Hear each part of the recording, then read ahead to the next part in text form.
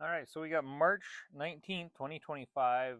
This is my review of reading Deuteronomy 26, 27, 28, and we get verse 1 of 29 in this reading. And it starts off pretty cool.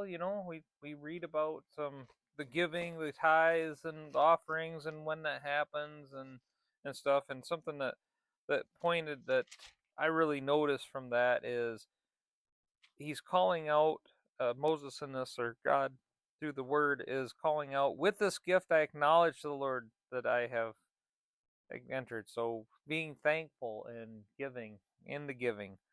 And also there was another one that said, declare what it is you're giving or why. Repeat it, say it, don't just do it, but declare it. And I think that's applicable. And I think we could, kind of try to put that into practice, even if it's through prayer and in our head.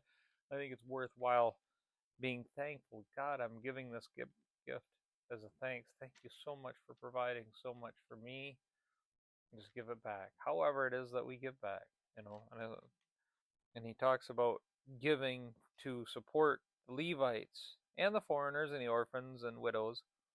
Um, that's what the calling is for. That's why we give, is to support others through the work that he allows us to have. And uh, there's always blessings in that, especially here where we have abundance.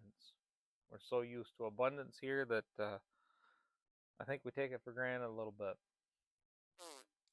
But another thing that I noticed, that place the produce before the Lord your God and bow down to the ground in worship before him. And again, bowing to the ground is worship to the Lord.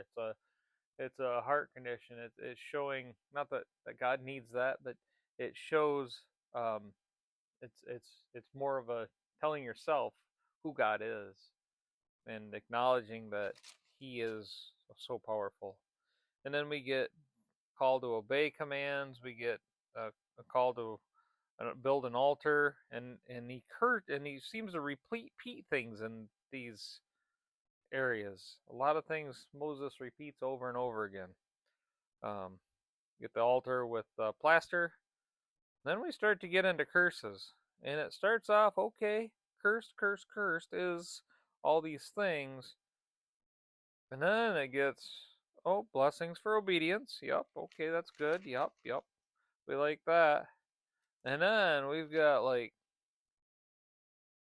woof, the whole of the end of chapter 28, and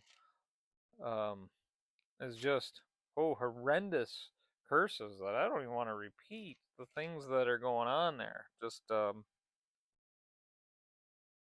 wow, to read through it. And again, it helps you to realize that we are made to fear the Lord. The fear of the Lord is the beginning of wisdom, right? So, a reminder here, whew, the things that can happen, just the atrocities that happen to the people, and then that causes the people to do horrendous and awful things, detestable things. And God refers to worshiping images and idols as detestable, but man, looking at the things that he describes here that the people will do, whew, it's disgusting. Anyway, that's for disobedience that will cause that.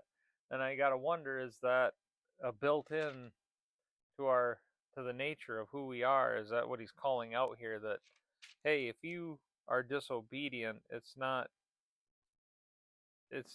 my, well, it's his anger, but he wrote that um into the natural law of things, and that this um wrath that he's talking about and these detestable things that the people will turn to, is that because of the way that the nature is, or is it just God doing, yep, Satan, you can have your way with them. Do whatever you want because this is a horrible thing. They're horrible people. They're not paying attention.